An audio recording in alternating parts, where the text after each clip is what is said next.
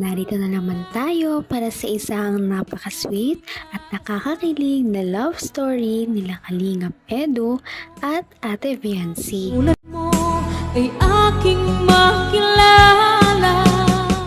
Sa pagpapatuloy ng ating love story ay wala muna si Kalingap Rab, kaya naman ang ibang Kalingap Boys at si Kalingap Edu lamang ang dumalaw kila Ate Viancy.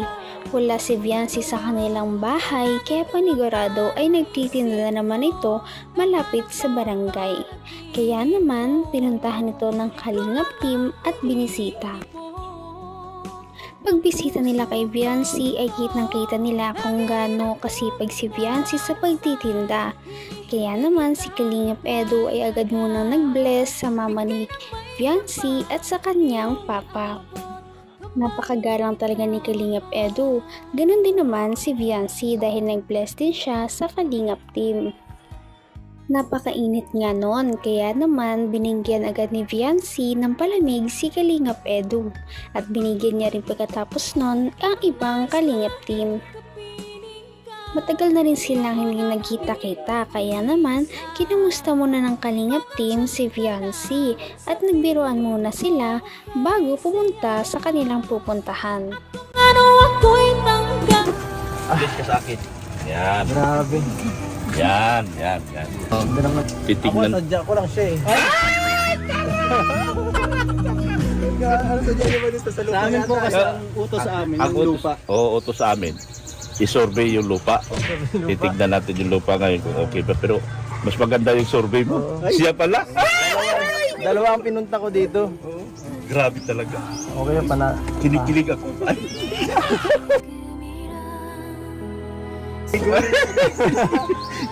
Pati yung bata, nakinig na. No. Antay ka lang sa tamang panahon. May tubig ba tayo dito? Magkano palamig? Ayan. Hindi na. Hindi, malulugi yan. Hindi nga eh. Business is business. Kaya nga eh. Akala nga. Huwag mo na, babawi na lang ako. Sa future, babawi ako. Grabe talaga ang pagpupursige at kasipagang taglay ni Viancy dahil kahit na napakainit ay todo tulong siya sa kanyang pamilya para sa kanilang negosyo na bagong tayo lamang. Talaga namang alam ni Viancy kung paano magtanggap ng bisita dahil nilibre niya din ng Kalingap team ng tigi-isang halo-halo at pinatikim niya kung gaano kasarap ang kanilang binibenta. Napansin natin kung gaano na nagbago si Viancy dahil hindi na siya nahihiya sa Kalingap team at siya ay nakikipagkwentuhan na rin. Sa kanilang pagkikwentuhan naman ay hindi sinasadya na mabunyag ni mama ni Viancy na siya ay magiging muse sa kanilang barangay. Dahil doon ay medyo nalungkot si Kalingap Edu sa kanyang narinig. Kaya pala hindi ito minsan nakaka-reply. Ay! Busy. Kaya pala eh. Busy ka pala pagtinda, Viancy ng halo-halo. Siya muse dyan. Uy! Ha? Siya pa muse. Siya muse? Sa barangay? Dito tayo po sa Mercedes. Wow! Grabe! Congratulations, miss ka pala. Oo. Basketball. Hindi ko na ako gustuhan yun. Kailangan may ha? Dito nagugustuhan ni Edson. Hindi ko kasi alam yun eh. Ha? Hindi nagsabi? Hindi mo alam? Hindi nagpaalam? Hindi po napapaalam. Dinilig pa naman sana ako. Kaso ang maganda ka. Okay lang. Cancel na, cancel. Hindi pwede. Baka tayo magalitan ng barangay. Oo. Magsiselos guys. Pero parang iba naman yung sinasabi sa tono ng pananalita mo. Hindi ako magsiselos yun. Iba yun sinasabi sa At ayun na nga, makikita natin na parang nagsiselos na si Kalingap Edu dahil magiging muse nga si Viancy sa kanilang barangay. Ngunit sinasabi niya na wala naman daw siyang karapatan kaya okay lang daw sa kanya. Ngunit kahit sabihin pa ni Kalingap Edu na ganon ay wakas sa kanya ang pagiging malungkot. Kaya naman, todo paliwanag din si Ate Viancy na sasabihin niya naman talaga yon kay Kalingap Edu. Kaya nga lang ay naunahan siya ng kanyang mama. Bigla nalungkot si Edu nung nalaman na ginawang muse. Okay lang. Wala tayong karapatan tumanggi. Pag sinabi, okay na.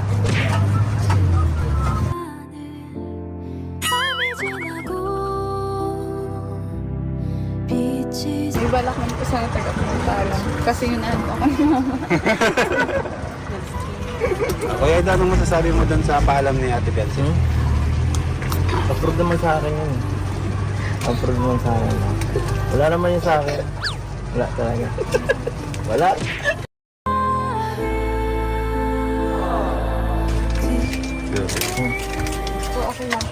Pagkatapos noon ay umalis sila sa tindahan at pumunta na sa kanilang pupuntahan.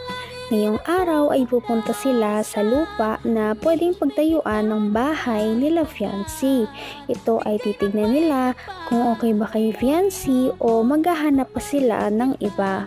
Hindi pa naman daw ito final, kaya naman titignan lang muna nila. Sa kanilang paglalakad nga ay hindi maiwasan ni Kalingap Edu na mag-alala kay fiancé dahil napakainit at wala siyang payong. Kaya naman, binigay niya ang kanyang jacket kay fiancé. Talaga namang napaka-gentleman ni Kalingap. Makikita mo talaga na concern lang siya kay fiancé. At hindi niya ito pinapabayaan.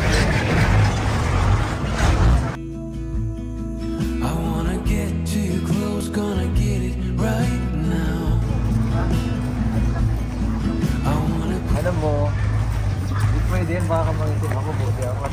Malaki ako. Malayo ba yun?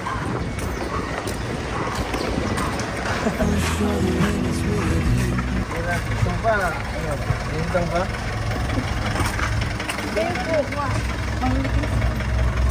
Okay lang sa akin mangitim. Right now. So what's your feelings? Sa wakas, sa pagkatapos ng mahabang lakaran ay nakarating na nga sila sa lupa na gustong pagtayuan ng bahay. Ngunit ang tanging problema lamang ay masyado nga daw itong malaki at mahal ang presyo.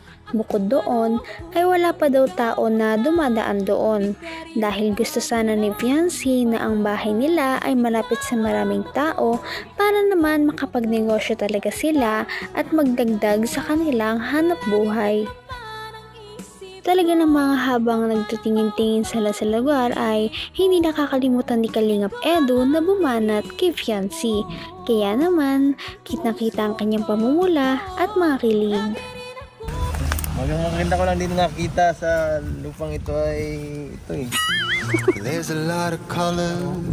Alam mo, napakalayo nito ah. Papayag siya. Parang okay lang sa akin kahit ano eh, basta gusto niya. Parang Kasi kahit mas mahirapan ako paghatid. Hindi ano. kasi Kuya Eds. Hindi kasi. Pero matingin pa tayo, hindi pa naman final no. Basta Sabi choice lang to, choice Biancy, lang. pag hindi niya daw nagustuhan, sa inyo na lang daw. Yun nga yun sa akin eh. Pag di mo din gusto, pwede ka makatira muna sa bahay. Joke lang. Pero sa bagay, ano naman, sa kanya naman yung mga choice. Oo. Choice mo yan, ikaw pa rin siyempre ang final. Mag-isip kung anong gusto mo. Mahanap pa tayo. Miss ko to eh. Lumayo kasi. Pag nag-college kayo nang iniisip ko rin. Sana malayo to po sa yung college dito sa lugar na to.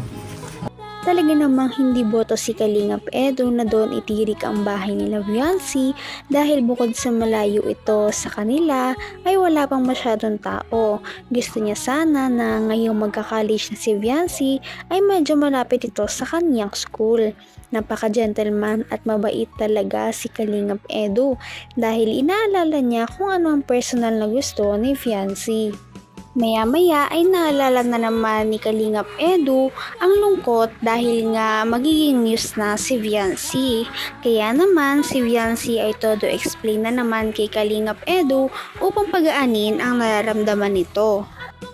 Sinabi niya na ginagalang niya naman si Kalingap Edu kaya gusto niya din talagang sabihin ito. Ngunit naunahan lang siya ng kanyang mama sa pagsasabi sa hindi inaasahang pagkakataon. Lagi kang naman ang isip ko, naman ang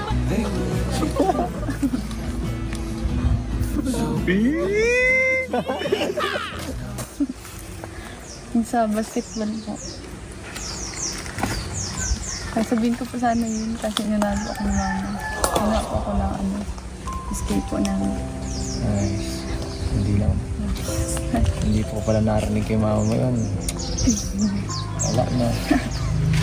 Ibalak man po kung sabihin. Ay, sabagay. Sige na nga. Wala naman akong magagawa. Lagi namang wala eh. Na may bigay mo kay Kuya Edo. Hindi, gusto niya lang yata para mas makilala siya sa barangay. Saka mas marami din makakita sa kanya eh. Nadodoble ang init. Support na lang ako. Basta mag-update ka. Uy!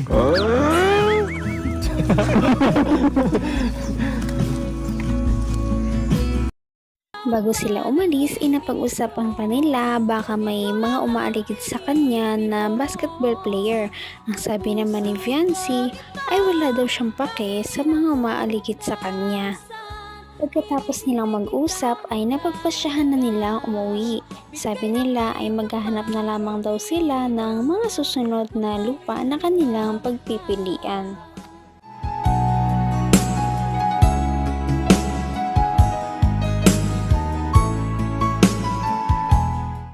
Kaya naman, sana ipatuloy natin silang suportahan at mahalin si Viancy, si Kalingap Edu at ang Kalingap team.